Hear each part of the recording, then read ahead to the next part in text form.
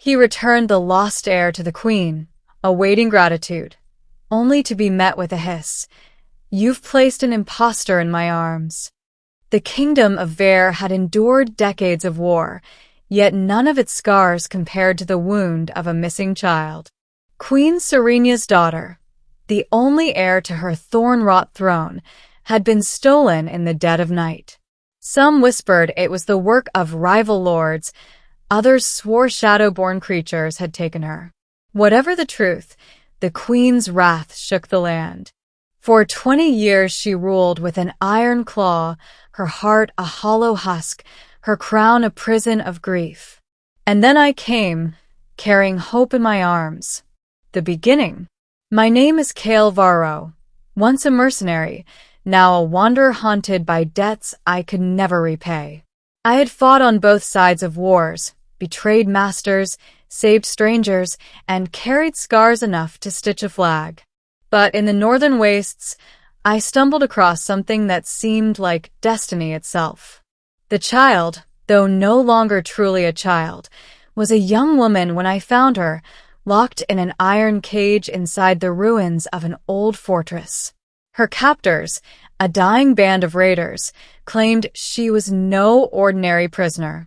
She bore the birthmark of the royal line, a crescent moon etched in pale silver across her collarbone.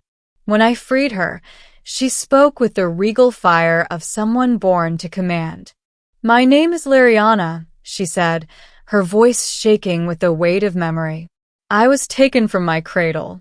My blood is the queen's blood. Take me home." And in that moment, I believed her. The journey back to Ver was no simple trek. The world had grown crueler in the queen's sorrow. Roads were broken, villages abandoned, forests thick with beasts mutated by dark magic. Yet Liriana walked with steady grace, unbowed by hardship. Each night by the fire, she told me fragments of memory, a lullaby sung in a voice like silver bells, a hall with windows of violet glass, a throne carved from roots and stone. I listened and I believed, perhaps too easily. Because for a man like me, delivering the lost heir was more than just a duty. It was redemption. If I could return her to the queen, perhaps my sins would be washed away in gratitude. Perhaps I would no longer be Kael the mercenary, Kael the deserter, Kael the cursed.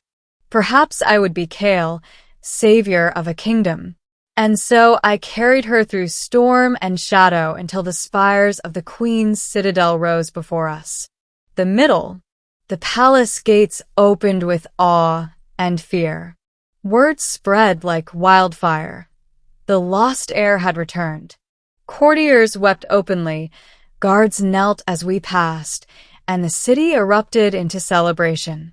Bells rang, torches blazed, and the air itself seemed lighter, as though grief were finally loosening its grip. At the heart of it all stood Queen Serenia. She had not aged gently. Her hair, once black as raven wings, was silver and coarse.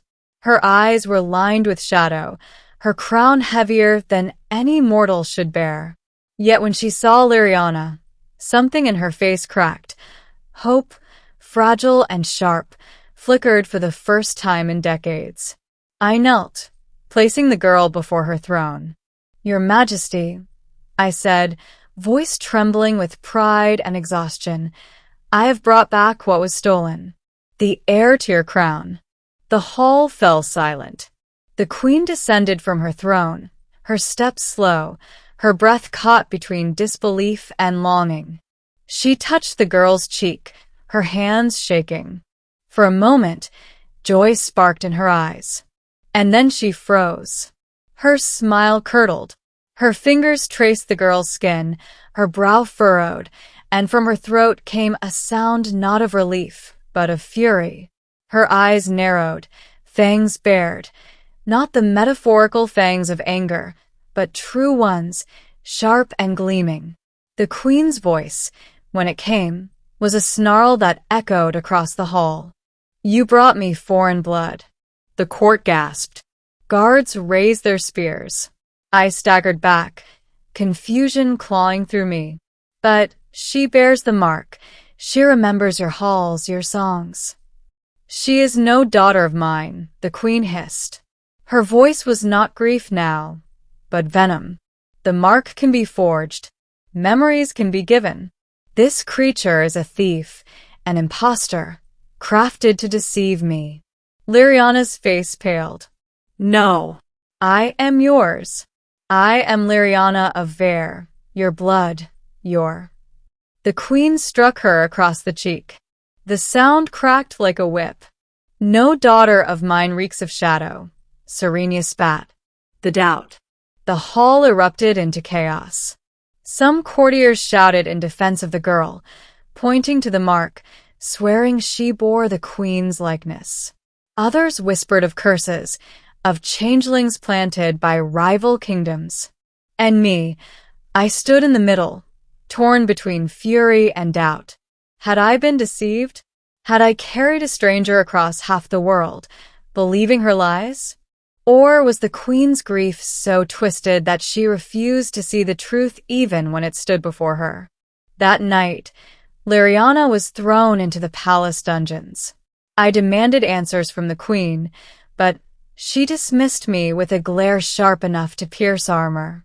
Still, doubt gnawed at me. In the silence of the dungeons, Liriana's voice shook as she begged me to believe her. They want me silenced, she whispered through the bars. Because if I am truly heir, then the queen's reign ends. She has grown too cruel, too monstrous.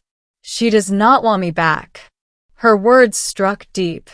The queen's fangs, her snarl, her venom. What if she had changed too much in 20 years? What if the true impostor sat not in the dungeon, but on the throne? The ending. The truth came in blood. On the third night, assassins crept into the dungeons. I heard their footsteps, the hiss of blades, the muffled cries. By the time I reached the cells, 2 guards lay dead, and Liriana was fighting for her life. She wielded a dagger I had smuggled her, moving not like a frightened girl, but like someone trained in the arts of survival. She killed one assassin, wounded another, and when I cut down the rest, she collapsed into my arms, shaking. They want me gone, she whispered, because I am real. And in that moment, I believed her. Not because of the mark, not because of the memories, but because the Council of Nobles, the Queen's own circle, would not have sent assassins if she were a fraud. A fraud could have been exposed quietly. A fraud could have been ignored. But a true heir? That was dangerous. The confrontation. We stormed the throne room at dawn. Liriana at my side, blood still drying on her cheek, her eyes burning with fury. The queen sat on her throne, crown glinting, fangs bared. She rose as we entered, her voice dripping with venom. You dare return here, impostor? I dare claim what is mine, Liriana shot back. Her voice rang through the hall, stronger than I had ever heard it. You are no queen. You are a shadow of one. You let grief rot you into a monster.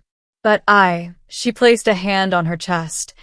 I am blood of Ver, born of this soil, heir to the throne you no longer deserve.